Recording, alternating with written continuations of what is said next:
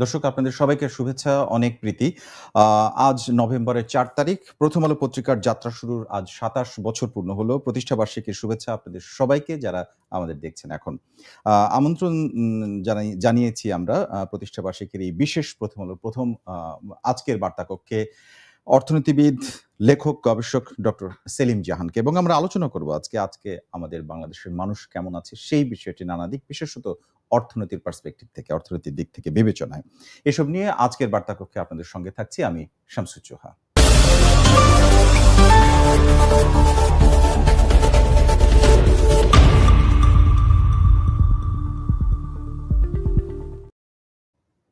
চলে যাচ্ছে আজকের অতিথির কাছে, ডক্টর সেলিম জাহান। আপনাকে স্বাগত জানাচ্ছি।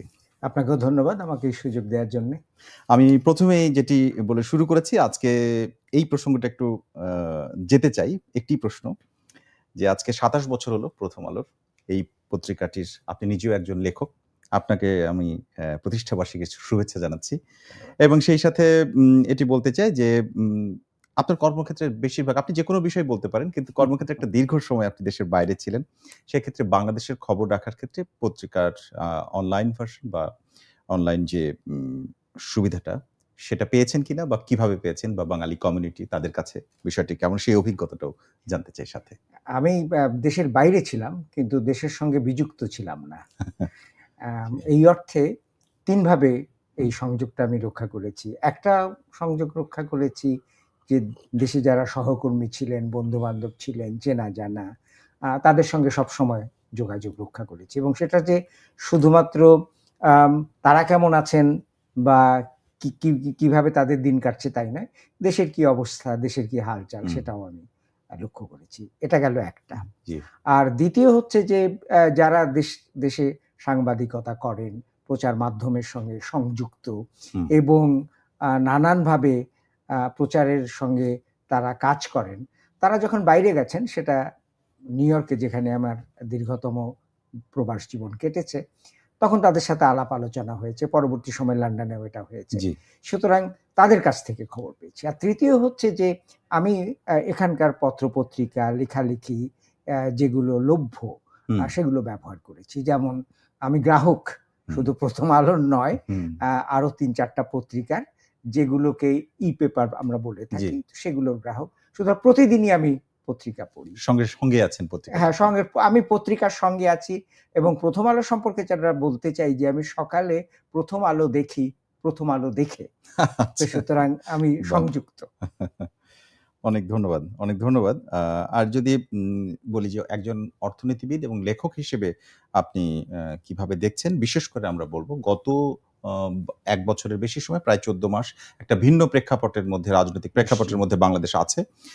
এই সময়টাকে আপনি কিভাবে বিবেচনা করেন? আমি এই সময়টাকে ৩ দিক থেকে বিবেচনা করি। একটা দিক থেকে বিবেচনা করি যে আমরা ১৪ মাস আগে যে অবস্থাটায় আমরা ছিলাম, সেটা কোনোভাবেই অভিপ্রেত অবস্থা নয়। আমরা তার প্রেক্ষিতে জানি, আমরা সেই ধস দেখেছি, আমরা সেখানে যে ধরনের বিশৃঙ্খলা, যে ধরনের অবস্থা ছিল, সেটা আমরা জানি। তো সেই প্রেক্ষিতটাকে মনে রেখে আমি প্রথমে যেটা বলতে চাই যে অধোগতিটা আরো বেশি হয়তো হতে পারত। আচ্ছা। কিন্তু অধোগতিটা হয়তো সেই পরিমাণ হয়নি। এটার জন্যে আমাদের জনগণ যারা আছেন, আমাদের মানুষরা যারা আছেন, তাদের কর্মকুশলতা, সৃজনশীলতা, সৃষ্টিশীলতা, আমাদের অভিমত ইত্যাদি বিষয় হয়তো একটা ভূমিকা রেখেছে। সুতরাং নিম্নগতিটা আরো নিচের দিকে চলে যেতে পারত, অতটা যায়নি। আচ্ছা, দ্বিতীয়ত আমি যেটা বলতে চাই যে কোনো বিষয় কিছু সংস্কার হয়তো হয়েছে, কিছু পরিবর্তন হয়েছে। কিন্তু আর্থিক খাতে আমরা দেখেছি যে কোনো পরিবর্তন হয়েছে, যেমন ব্যাংকের পর্ষদ বদল করা হয়েছে, মুদ্রানীতিটাকে বদলানো হয়েছে, বাইরে থেকে যে অর্থ আসে আমাদের শ্রমিকদের আয় থেকে, সেটা বেড়েছে। নিশ্চয়ই এগুলো ইতিবাচক দিক। কিন্তু যে প্রত্যাশা নিয়ে এবং যে অঙ্গীকার নিয়ে আমাদের যাত্রা ১৪ মাস আগে শুরু হয়েছিল, সেখানে সাধারণ মানুষ হিসেবে, দেশের একজন নাগরিক হিসেবে আমি বলবো যে আমি আমার প্রত্যাশা পূরণ হতে দেখিনি। কেন এই কথাটা বলছি? এই কথাটা বলছি ৩টে কারণে। একটা হচ্ছে যে অঙ্গীকার হয়তো ছিল, কিন্তু অগ্রাধিকার নির্বাচনে ভুল ছিল। আচ্ছা। কারণ আমরা দুটো শব্দ খুব ব্যবহার করেছি 14 মাস আগে, একটা হচ্ছে মেরামত আর একটা হচ্ছে সংস্কার। এখন মেরামত আর সংস্কার এক জিনিস নয়। আপনি টুকটাক পরিবর্তন করেন, সেটাকে বলা হয় মানে মেরামত ধরে নেওয়া যেতে পারে। কিন্তু যখন আপনি খোল নলচে বদলে দেওয়ার অঙ্গীকার করেন এবং কাঠামোগত পরিবর্তনের অঙ্গীকার করেন, সেটা হচ্ছে সংস্কার। তো সেই ক্ষেত্রে আমরা কোনো ক্ষেত্রে মেরামতের একটা দুটো চিহ্ন দেখেছি, কিন্তু সংস্কার যেটা আমরা বলি সেটা আমরা দেখিনি। আমি অর্থনীতির কথাই যদি বলি, তাহলে পরে সংস্কারের ক্ষেত্রে আমরা কি সব অর্থনৈতিক শৃঙ্খলা যেটা ভেঙে পড়েছিল সেটাকে কি আমরা ফেরত আনতে পেরেছি? পারিনি। আমরা অর্থনৈতিক দায়বদ্ধতা, দৃশ্যমানতা যেগুলো একেবারে নষ্ট হয়ে গিয়েছিল, প্রাতিষ্ঠানিক যে সমস্ত মূল্যবোধ নষ্ট হয়ে গেছে, বিনষ্ট হয়ে গেছে, সেটাকে পুনঃপ্রতিষ্ঠিত আমরা করতে পারিনি। আমরা বলেছিলাম নীতিগত দিক থেকে যদি বলি যে আমরা আসলে করের উপরে দেখব যে আমরা পরোক্ষ করের উপরে আমাদের নির্ভরতা কমিয়ে দিয়ে প্রত্যক্ষ করের উপরে আমাদের নির্ভরতা বাড়াবো এবং সেখানে আমরা সম্পদ আহরণ করব, সেখান থেকে আমরা করিনি। আমরা খেয়াল করলে দেখবেন যে গত 14 মাসে রাজনৈতিক যে সমস্ত অগ্রাধিকার আছে তার উপরে যতটা জোর দিয়েছি, অর্থনৈতিক যে অগ্রাধিকার আছে সেই অগ্রাধিকারের উপরে আমরা জোর দিইনি, যার জন্য আমাদের জনজীবন বিপর্যস্ত হয়েছে, আমরা মূল্যস্ফীতির আমরা শিকার হয়েছি, আমরা অর্থনৈতিক অনিশ্চয়তা, আতঙ্ক, শঙ্কা, সহিংসতা তার শিকার হয়েছি, যার ফলে আমি মনে করি যে বর্তমান জায়গায় এসে যে প্রত্যাশা, বিশেষত অর্থনৈতিক সংস্কারের প্রত্যাশা, অর্থনৈতিক পরিবর্তনের প্রত্যাশা, কাঠামোগত পরিবর্তনের প্রত্যাশা এবং সেই সঙ্গে একটা ভবিষ্যৎ দিক নির্দেশনার যে একটা প্রত্যাশা যেটা ছিল, সেখানে আমার মনে হয় যে আমাদের প্রত্যাশা পূরণ হয়নি। এই কথাগুলোর মধ্যে আপনি যা যা বলেছেন এর মধ্যে অনেক ইঙ্গিত আছে এবং অনেক গুরুত্বপূর্ণ বিষয় আপনি অবতারণা করেছেন, এনেছেন। সেগুলোতে আমি একটু স্পেসিফিক যেতে চাই, মানে সুনির্দিষ্টভাবে ব্যাংক খাত এবং পোশাক খাতগুলোতে যেতে চাই, কিন্তু তার আগে একেবারে সাধারণ মানুষের পার্সপেক্টিভে, যে তাদের দিক থেকে যখন তারা মানে বাজার বিবেচনা করে, তাদেরকে বাজার করতে হয়, স্বাভাবিক জীবনে ভাড়া দিয়ে যেতে হয়, কর্মক্ষেত্রে জীবনযাপন চালানোর জন্য ছেলেমেয়েদের পড়াশোনার জন্য খরচ মেটাতে হয়, এসব জায়গায় যে যারা হিমশিম খাচ্ছে, যারা জীবনযাপন করছেন একেবারে মধ্যবিত্ত, নিম্ন মধ্যবিত্ত, এই শ্রেণীর মানুষটা আসলে কেমন আছে? আমার মনে হয় যে দুটো দিক থেকে এটার আপনার প্রশ্নের উত্তর দিই। যে সাধারণ মানুষ আমরা যারা বলছি, তারা একদিকে কিন্তু ভোক্তা অবশ্যই, আরেক দিকে তারা হয়তো কাজের ক্ষেত্রে কর্মচারী, আরেক ক্ষেত্রে তারা হয়তো ব্যবসায়ী বা ক্ষুদ্র ব্যবসায়ী। এখান থেকেই যদি শুরু করি, আপনি যেদিকে ইঙ্গিত করেছেন সেটা ভোক্তা হিসেবে, যে আমরা জিনিসপত্র কিনি, ছেলে মেয়েদেরকে স্কুলে পাঠাই, আমরা পরিবহন ব্যবহার করে আমরা কাজের জায়গায় যাই, তো সে সমস্ত জায়গায় আমরা হিমশিম খাচ্ছি। গত 3-4 দিনে পেঁয়াজের দাম কেজিতে 15 থেকে 20 টাকা বেড়ে গেছে। তো এই যে মূল্যস্ফীতি যেটা নেমে আসছে না, সেটা কিন্তু একটা বড় বিস্ময়ের ব্যাপার। মানে শ্রীলঙ্কায় গত 2 বছরে তাদের মূল্যস্ফীতি 70% থেকে 1% নামিয়ে আনতে পেরেছে। একই রকমের একটা অবস্থার পরিপ্রেক্ষিতে আমরা সেটা নামাতে পারছি না। তো অর্থনৈতিক দিক থেকে তাদের যাপিত জীবন ভোক্তা হিসেবে, সেই দিক থেকে সত্যিকার অর্থে বাংলাদেশের যে মধ্যবিত্ত, নিম্ন মধ্যবিত্ত, তারা হিমশিম খাচ্ছে। 1, 2, আপনি যদি চিন্তা করেন যে আমি কর্মচারী, আমি কাজ করি, তো কাজের ক্ষেত্রে আমরা যেটা দেখতে পাচ্ছি যে কাজ খুঁজে পাওয়া যাচ্ছে না। আজকে বাংলাদেশে সরকারি হিসেব মতে 27 থেকে 30 লাখ মানুষ, তাদের কোনো কাজ নেই, এটা সরকারি হিসেব, বেকার ধরে নেওয়া যায় যে এর থেকে বেশি আছে, অনেক বেশি, অল্প নয়, অনেক বেশি। যারা প্রত্যেক বছর 7 লাখ স্নাতক বিশ্ববিদ্যালয় থেকে বেরোচ্ছে, তার 3 লাখের কর্মনিয়োজন হচ্ছে, বাকি 4 লাখ কোথায় যাবে? তাহলে প্রতি বছরই এটা বাড়ছে।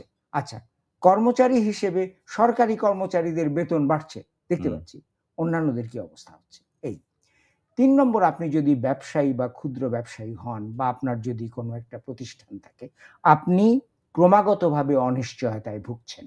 আপনি এখনো চাঁদাবাজির শিকার, আপনি ঠিক জানেন না যে বাজারে আপনি জিনিসটা নিতে পারবেন কিনা, আপনি সহিংসতার শিকার, হুম, এবং সেখানে একটা সহিংসতা, অনিশ্চয়তা, অর্থনৈতিক অনিশ্চয়তা আপনাকে গ্রাস করছে।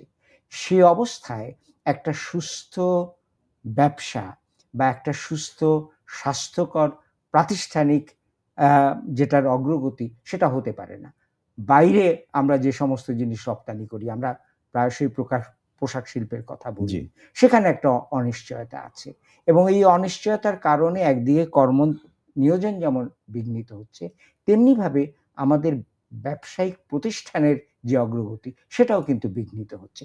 এই যে ব্যাপারগুলো, হুম, এই ব্যাপারগুলো কিন্তু কোনোভাবেই আমাদের অর্থনৈতিক আলাপ আলোচনায় হয়তো আ সুখকর না খুব একটা। সুখকর এবং সরকারি পর্যায়ে আসছে না। আমরা হুম, অনেক বেশি রাজনৈতিক বিষয় নিয়ে আলাপ আলোচনা করছি।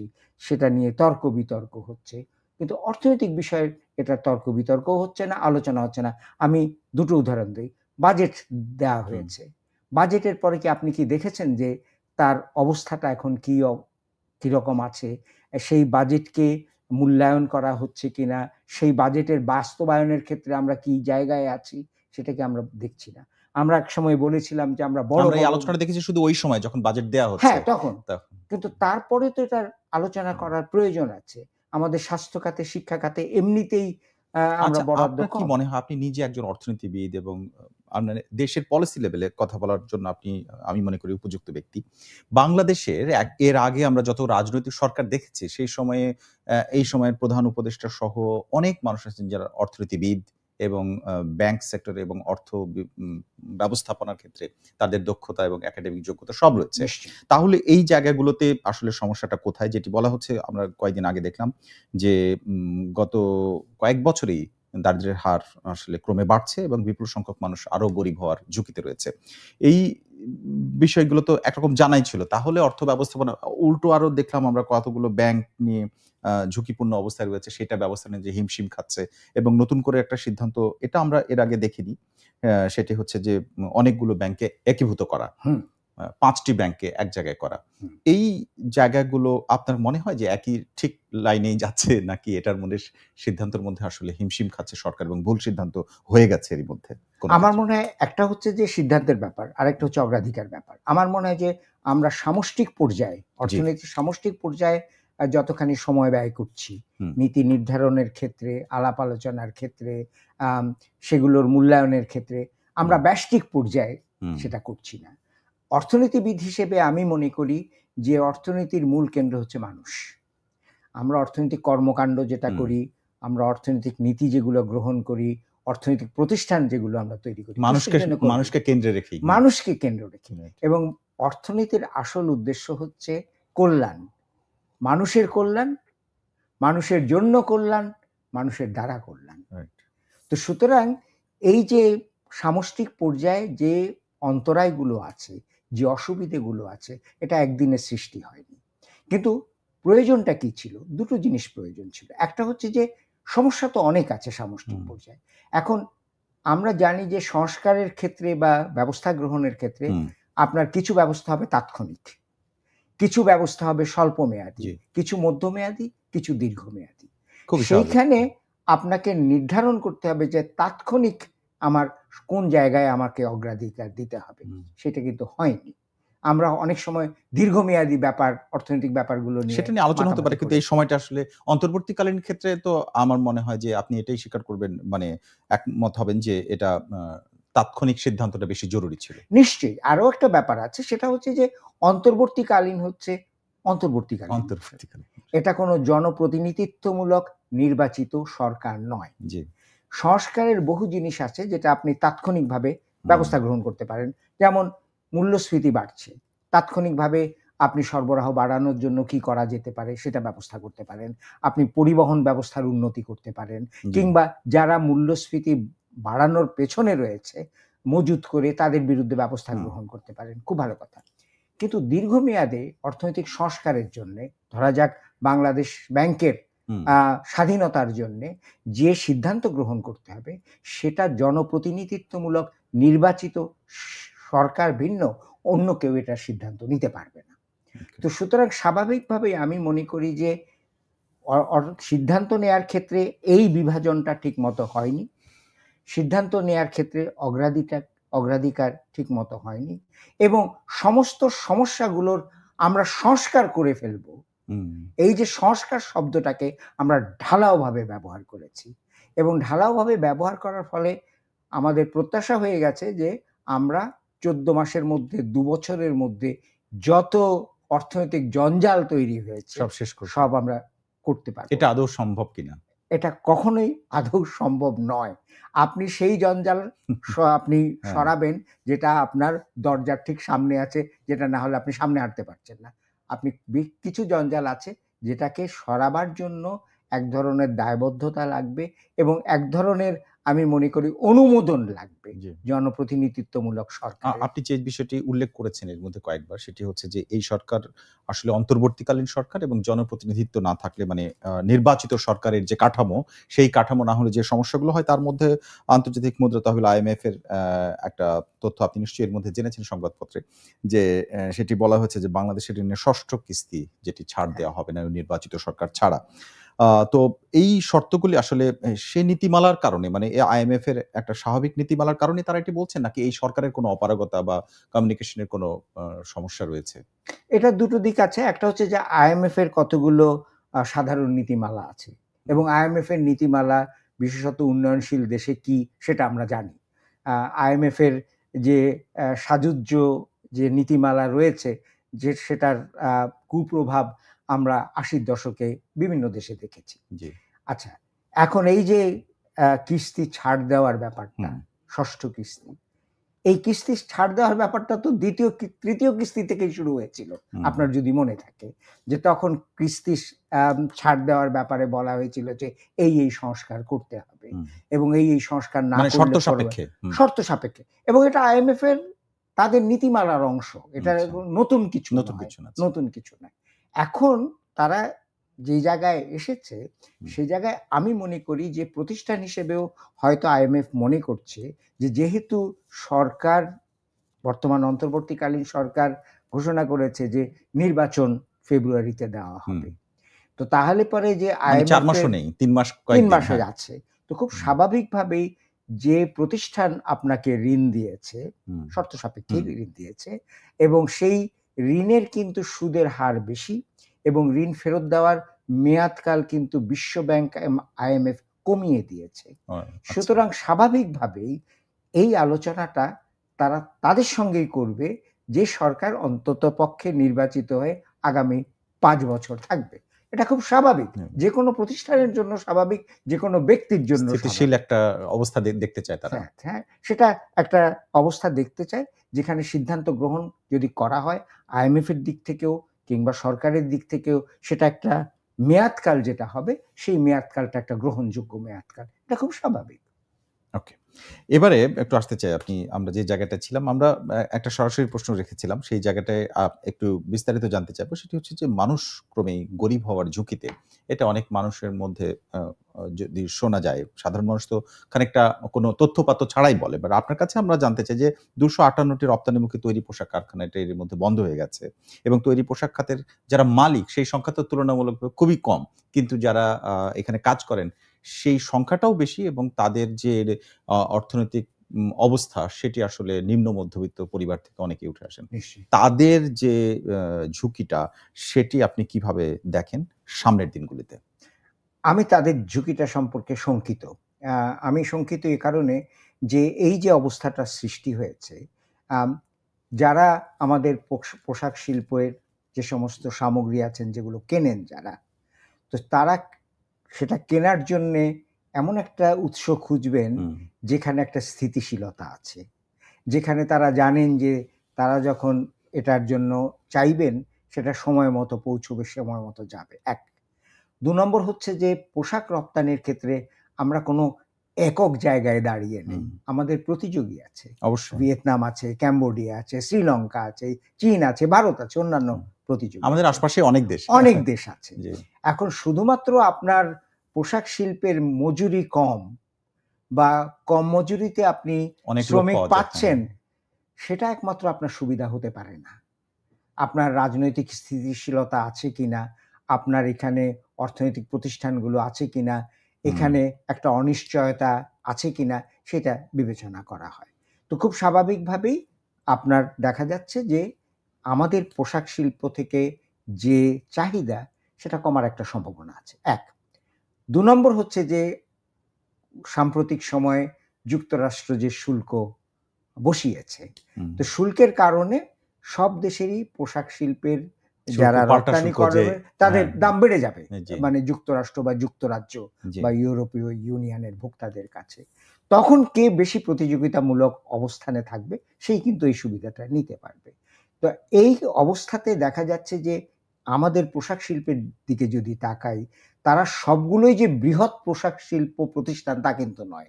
এখানে মাঝারি পোশাক শিল্প প্রতিষ্ঠান আছে, ছোট পোশাক শিল্প প্রতিষ্ঠান আছে, এবং যে ধরনের সামগ্রিক তারা তৈরি করেন, রপ্তানি করেন, তার মধ্যেও বৈচিত্র্য রয়েছে। একেবারে। তো খুব স্বাভাবিকভাবেই মাঝারি এবং ছোট যারা আছেন তারা কিন্তু বহু জায়গায় এগুলোকে বন্ধ করে দিতে বাধ্য হচ্ছেন, এবং বাধ্য হওয়ার মানেই হচ্ছে যে এই পোশাক শিল্পে বিশেষত যারা কাজ করেন এরা খুব ভীষণভাবে দক্ষ শ্রমিক নন, উচ্চশিক্ষিত শ্রমিক নন। সুতরাং এই শিল্প বন্ধ হয়ে গেলে স্বাভাবিকভাবেই তাদের বেকার হয়ে যাওয়ার সম্ভাবনা আছে। এবং এই বেকারত্বেরও আমি আরেকটা দিকে গুরুত্ব দিতে চাই।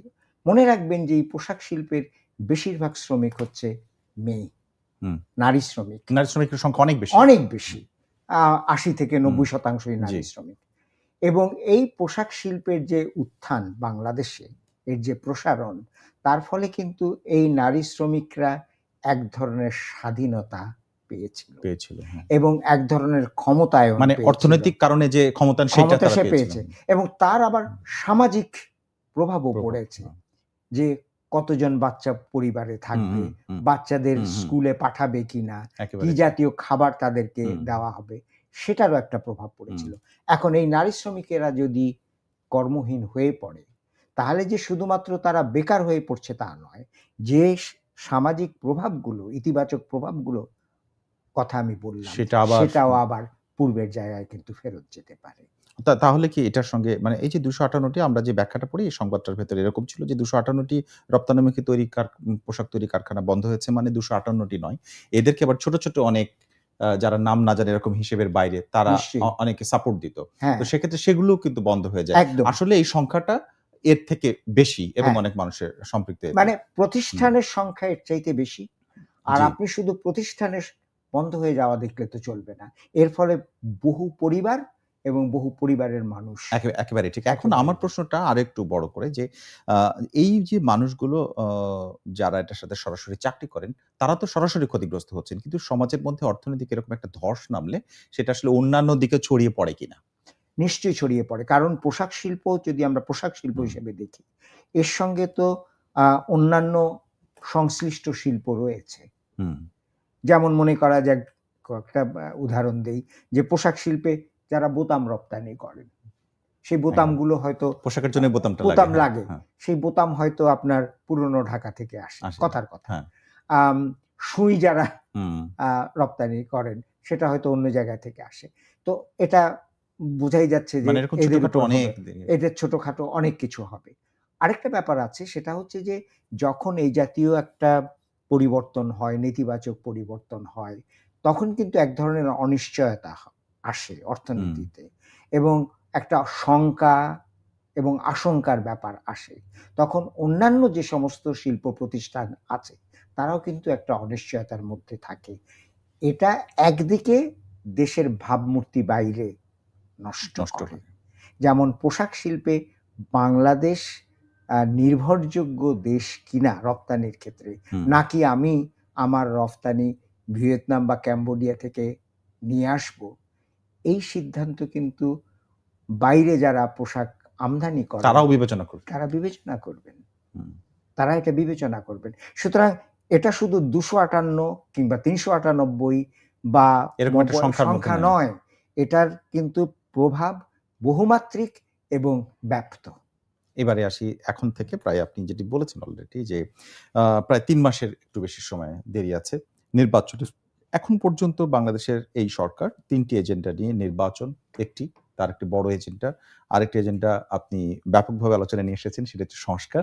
আরেকটি এজেন্ডা হচ্ছে বিচার। এই ৩ টার মধ্যে সংস্কারের ক্ষেত্রে এই অর্থনীতি অনেক বেশি জড়িত। এখন পর্যন্ত আপনি কি এটাকে মনে করেন কিনা যে সমস্যার সম্মুখীন হতে পারে বলে আপনি উল্লেখ করলেন, সেই সমস্যাগুলো থেকে উতরে যাওয়ার সময় আছে, নাকি পরবর্তী সরকারের কাঁধে যেও এগুলো পড়বে এই যে সময়টা মাঝে? না, এই সময়টা তো প্রথমত এই সময়টা কিন্তু খুবই অল্প সময়। জি। আপনি ৩ মাস ৪ মাস জি। এটা হতে পারে, এটা খুবই অল্প সময়, কিন্তু করণীয় কিন্তু অনেক বেশি। আচ্ছা। ১ ২ নম্বর হচ্ছে যে এখন কিন্তু আমাদের সময় এসছে যে আমরা সংস্কারের ক্ষেত্রে এই ২-৩ মাসে আমরা কি করতে পারি সেইটা সম্পর্কে আমি বলবো যে একটা তালিকা করা। দীর্ঘ তালিকা নয়। যেমন আমি বলতে পারি যে এই ২-৩ মাসের মধ্যে আমার প্রথম এবং সবচেয়ে গুরুত্বপূর্ণ অগ্রাধিকার হবে একটা সুষ্ঠু, গ্রহণযোগ্য, প্রতিনিধিত্বমূলক, অংশগ্রহণমূলক নির্বাচন করা। আচ্ছা। আপনি যদি উদাহরণ দেই, আপনি যদি নেপালের দিকে তাকান, নেপালের যিনি প্রধান উপদেষ্টা তিনি বলেছেন তার একটাই কাজ, এবং তার কাজটা হচ্ছে ৩ মাসের মধ্যে আমি যেটা বললাম অংশগ্রহণমূলক, প্রতিনিধিত্বমূলক একটা বিশ্বাসযোগ্য নির্বাচন করা। তো সেইটা হচ্ছে এই। দ্বিতীয়ত আমি যদি বলি যে অগ্রাধিকারে অন্য কোন জিনিসটি আসবে, সেটা হচ্ছে যে মানুষের জীবনযাত্রার ক্ষেত্রে মানুষ যে সমস্ত জায়গায় হিমশিম খাচ্ছে সেখানে মানুষকে একটু স্বস্তি দেওয়া যায় কিনা, এটা সুযোগ আছে বলে মনে করেন কিনা? যে আপনি যদি মূল্যস্ফীতি কমিয়ে নিয়ে আসতে পারেন আজকের যে জায়গায় আছে সেখান থেকে যদি আজকে ৩% কমিয়ে নিয়ে আসতে পারেন, নিশ্চয়ই সেটা সুযোগ আছে। সেটা করা যেতে পারে কিনা সেটা দেখতে হবে। কারণ উৎপাদন বাড়ছে, সবাই বলছেন যে উৎপাদন বাড়ছে, কিন্তু তবু বাজারে যখন একজন ক্রেতা কিনতে যান তখন কিন্তু দাম যে এই যে বাড়ছে নামছে উঠছে নামছে কেন হচ্ছে, সেটা কি অর্থনীতির সঙ্গে যুক্ত, সেটা কি পরিবহনের সঙ্গে যুক্ত, না সেখানে কিছু প্রাতিষ্ঠানিক অন্তরায় রয়ে গেছে, প্রাতিষ্ঠানিক শক্তি রয়ে গেছে যারা এই জিনিসটাকে নিয়ন্ত্রণ করছে। তো সেই জায়গাতে আমরা বলতে পারি যে সেটার একটা সুযোগ। ঠিক এই জায়গাটাতে আমার কাছে মনে হয় যে অনেক আলোচনা হয় সাধারণ মানুষের মধ্যে, যে অনেক রিপোর্টও আসে যে রাজনৈতিক সরকার যখন ক্ষমতায় থাকে তখন তাদের দলীয় একটা প্রভাব এই ব্যবসায়িক মানে যে চেইন তাতে অনেক বেশি থাকে। সেক্ষেত্রে তারা আসলে ব্যবস্থা নেন না, এরকম অভিযোগও আছে, বা নিতে পারেন না যে কোনো। বাট এই সরকারটা বা এই সরকারের ভেতরে তো আসলে রাজনৈতিক বিষয় নাই, তাই না? তারা তো তাদের কোনো দল নাই, এবং তারা দলীয় কোনো কিছু মেনটেন করে যে কাউকে সুবিধা দিতে হবে অর্থনীতি, সেই সুযোগ নাই। তাহলে তারা আসলে তড়িৎ এবং যে সময়টা গেছে তাতে বেশি নিতে পারতো কিনা, মানে সিদ্ধান্ত নিতে পারতেন যেটা নেননি, এরকম আপনার কোনো পর্যবেক্ষণ আছে কিনা? অবশ্যই আছে। কারণ হচ্ছে যে রাজনৈতিক সরকার যখন থাকে তার তো কতগুলো রাজনৈতিক স্বার্থ থাকে এবং দলীয় স্বার্থ থাকে, অনেক সময় দলীয় স্বার্থ থাকে। আমি দলীয় স্বার্থের কথাই বলছি। দলীয় স্বার্থ থাকে, রাজনৈতিক স্বার্থ থাকে, ক্ষমতায় থাকার একটা প্রবণতা থাকে, এবং সেখানে যদি সেই গত সরকারেও আমরা দেখেছি যে ব্যবসায়ী মহল যদি রাজনৈতিক পর্যায়ে অত্যন্ত প্রভাবশালী হন, এমনকি সংসদেও যদি তাদের প্রতিনিধিত্ব অনেক বেশি থাকে, খুব স্বাভাবিকভাবেই তখন সেই সরকারের কর্মকাণ্ড রাজনৈতিক প্রভাব, রাজনৈতিক স্বার্থ দ্বারা পরিচালিত হবে। তো এখন বর্তমান সময়ে একটা অন্তর্বর্তীকালীন সরকার, এটা কোনো রাজনৈতিক সরকার নয়, এবং আমরা ধরেই নেই এবং আমরা জানি যে এটার কোনো রাজনৈতিক স্বার্থ নেই, রাজনৈতিক উদ্দেশ্য প্রণোদিত হয়ে এই সরকার কিছু করছে না। যারা এই সরকারের সঙ্গে সম্পৃক্ত তারা অত্যন্ত স্বনামধন্য ব্যক্তিবর্গ, প্রত্যেকে তাদের দক্ষতা সম্পর্কে আমরা কেউ প্রশ্ন তুলতে পারি না, এবং তারা খুব স্বনামধন্য। সুতরাং স্বাভাবিকভাবেই আমরা মনে করেছিলাম যে তারা খুব বলিষ্ঠ, এবং সেই সঙ্গে সঙ্গে এমন সমস্ত ব্যবস্থা গ্রহণ করবেন যেগুলো একদিকে বলিষ্ঠতার পরিচায়ক হবে, অন্যদিকে তারা একটা কঠিন সিদ্ধান্ত যদি নিতে হয় সেটি কঠিন সিদ্ধান্ত তারা নেবেন, এবং রাষ্ট্রের স্বার্থে যে সিদ্ধান্ত নিতে হয় সেই সিদ্ধান্ত তারা নেবেন। এটা যদি না থাকে তাহলে পরে কিন্তু সরকার যারা চালাচ্ছেন তাদের কার্যকারিতা সম্পর্কে সাধারণ মনে প্রশ্ন জাগে। সেই প্রশ্ন এবং সেই প্রশ্ন আপনার আছে কিনা? সেই প্রশ্ন হ্যাঁ, আমার নিশ্চয়ই আছে, নিশ্চয়ই। কারণ আমি মনে করি যে বহু ক্ষেত্রে যারা আজকে সরকারের সঙ্গে সম্পৃক্ত তারা অত্যন্ত দক্ষ, তাদের রাষ্ট্র পরিচালনার অভিজ্ঞতাও আছে, কারো কারো আছে, তাদের অভিজ্ঞতাও আছে, কিন্তু তাদের কাছ থেকে তো আমরা একটা বলিষ্ঠ, ন্যায়নিষ্ঠ, একটা তড়িৎ সিদ্ধান্ত, এবং যে সিদ্ধান্ত একেবারে কোনো রকমের এদিক ওদিক বা যাকে নড়ানোর মতো অবস্থা নেই, সেটা তো আমরা প্রত্যাশা করেছি। শক্তিশালী সিদ্ধান্ত। হ্যাঁ, শক্তিশালী সিদ্ধান্ত। রাজনীতির কথা আমি বাদই দিলাম, সেখানে আমার অভিজ্ঞতা খুবই কম। অর্থনীতির দিক থেকে সেটা কি আমরা পেয়েছি? আমরা কি বাজেটে সেরকমের সিদ্ধান্তের কোন রকমের আমরা দেখেছি? আমরা কি সেরকম দিগদর্শন দেখেছি? বরং বলা হয়েছে যে এটা গতানুগতিক একটা বাজেট, এটাই বলা হয়েছে। এটা তো ঠিক না। আমরা একেবারে শেষের দিকে, আমার এটা এবারের প্রশ্নটি শেষ প্রশ্ন, সেটি হচ্ছে এখন থেকে 3 থেকে 4 মাসের মধ্যে নির্বাচন হয়ে যাবে মনে হচ্ছে। এই নির্বাচন নিয়ে অনেকে রাজনৈতিক পক্ষ দিক থেকে বলা হচ্ছে যে অনিশ্চয়তা আছে, কেউ বলছে অবশ্যই হতে হবে। আপনি অর্থনীতিবিদ হিসেবে নিবিড় পর্যবেক্ষক, আপনি লেখক, সাধারণ মানুষের সবকিছু নিশ্চয়ই পর্যবেক্ষণ করেন, সেখান থেকে আপনি মনে করেন কিনা কোনো অসংলগ্নতা বা কোনো এমন কিছু দেখেন কিনা যাতে এই নির্বাচন হবে না, অনিশ্চয়তা আছে কিনা, এবং পরের যে সরকার আসবে তাদের প্রতি আপনার চাওয়াটা ঠিক কেমন হবে একজন অর্থনীতিবিদ হিসেবে? সেটা এখন কথাটা হচ্ছে যে আমি নির্বাচনকে একটা প্রক্রিয়া হিসেবেও দেখছি না, আমি নির্বাচনকে দেখছি একটা উত্তরণ হিসেবে। আচ্ছা, কারণ শেষ পর্যন্ত আমরা চাই, সাধারণ মানুষ হিসেবে, বাংলাদেশের একজন নাগরিক হিসেবে আমরা চাই যে একটা নির্বাচন হোক, একটা গ্রহণযোগ্য, বিশ্বাসযোগ্য, অংশগ্রহণমূলক, জনপ্রতিনিধিত্বমূলক নির্বাচন হোক। যিনি সরকার গঠন করুন না কেন, সেই নির্বাচনে একটা সরকার আসলে পরে আর কিছু না হোক, কতগুলো জিনিস চলে যাবে। এক হচ্ছে যে মানুষ হয়তো স্বস্তি বোধ করবে, মানুষের মধ্যে হয়তো অনেক অনিশ্চয়তা থাকবে না, আশা করছি। মানুষ হয়তো কোনো রকমের শঙ্কা আশঙ্কার মধ্যে থাকবে না, আশা করছি। এবং তারপরে পরবর্তী সরকার কি করবেন, প্রত্যেকটা নির্বাচনেই যে রাজনৈতিক দলগুলো অংশগ্রহণ করছেন তাদের একটি ঘোষণাপত্র আছে। প্রত্যেকটা দলই প্রত্যেক দেশেই নির্বাচনের আগে একটা ঘোষণাপত্র দেন। এখন আপনি নির্বাচনী কমিটমেন্ট বলেও একটা ব্যাপার আছে, বলে অঙ্গীকার আছে। আপনি কোন দেশের ঘোষণাপত্রে বা অঙ্গীকারে দেখবেন না যে খারাপ কথা আছে, অত্যন্ত ভালো কথা, ভালো ভালো কথা বলে, খুব ভালো ভালো কথা, অত্যন্ত উচ্চাকাঙ্ক্ষার কথা।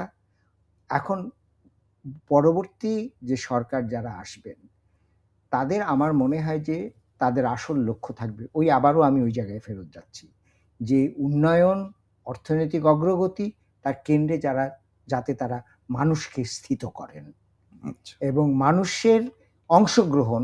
শুধুমাত্র উন্নয়ন মানে যে মানুষের যে অর্থনৈতিক সুফল পাবে তা নয়, মানুষের কণ্ঠস্বরের স্বাধীনতা যাতে থাকে, যাতে কথা বলতে পারে, সিদ্ধান্ত গ্রহণে তাদের একটা স্বাধীনতা থাকে।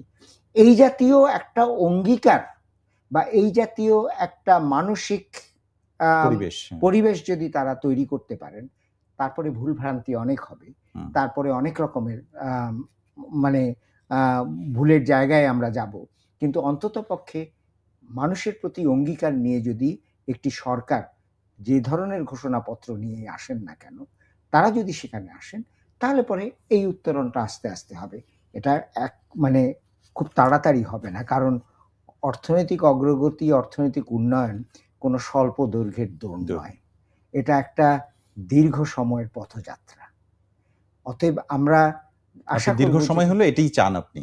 এটাই আমি চাই, যে এইরকম হলে পরে আস্তে আস্তে যদি গণতান্ত্রিক সংস্কৃতিটা আমরা গড়তে পারি। এবং এইখানে আমি একটা জিনিস বারবার বলতে চাই, গণতন্ত্র বলতে আমরা সবসময় রাজনৈতিক গণতন্ত্রের কথা বলি, একটা অর্থনৈতিক গণতন্ত্র আছে, যেখানে সাম্যের কথা আছে, যেখানে অর্থনৈতিক অধিকারের কথা আছে, যেখানে অর্থনৈতিক সম্পদে সবার সম সুযোগের কথা। তো সেখানে আসলে পৌঁছাতে হবে, সেখানে আমাকে পৌঁছাতে হবে। কারণ আমরা সবসময় দুটো শব্দ ব্যবহার করি, স্বাধীনতা এবং মুক্তি। অর্থনৈতিক স্বাধীনতা, রাজনৈতিক স্বাধীনতা হচ্ছে অর্থনৈতিক মুক্তির একটা, যেটাকে আমরা বলি অত্যাবশ্যকীয় শর্ত, কিন্তু পর্যাপ্ত শর্ত নয়।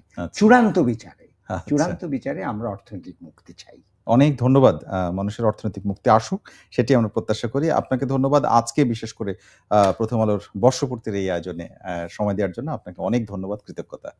আপনাকেও ধন্যবাদ। দর্শক, আমাদের সঙ্গে ছিলেন অর্থনীতিবিদ, লেখক ডক্টর সেলিম জাহান। তার কাছ থেকে আমরা এখন দেশের মানুষ কেমন আছেন, বিশেষ করে মানুষের অর্থনৈতিক জীবন এবং রাজনৈতিক যে বাস্তবতা, তাতে আমরা এই বিষয়টি নিয়ে বিস্তারিত তার পর্যবেক্ষণ জানার চেষ্টা করেছি। আশা করি আপনাদের ভালো লেগেছে। আর আবারও যারা আজকের এই আয়োজনে আমাদের সঙ্গে ছিলেন, আপনাদের সবাইকে আমাদের প্রথম আলোর বর্ষপূর্তির শুভেচ্ছা জানিয়ে শেষ করছি প্রথম আলোর আজকের বার্তা কক্ষের আয়োজন। প্রতিদিন রবি থেকে বৃহস্পতিবার পর্যন্ত এই আয়োজন দেখুন প্রথম আলো.com সহ প্রথম আলোর সোশ্যাল মিডিয়ার অন্যান্য সবগুলো প্ল্যাটফর্মে। আর যারা সঙ্গে ছিলেন সবাইকে ধন্যবাদ।